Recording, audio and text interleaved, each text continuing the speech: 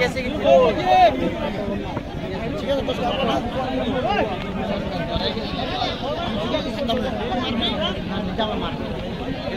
उसको बोले खेला उससे सबसे बड़ी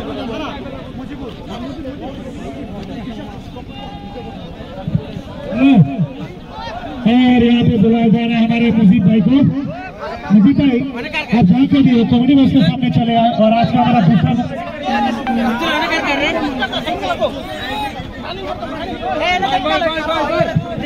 अभी दर्शकों से गुजारिश आशा है आप लोग रहिए, मैच का मजा लीजिए।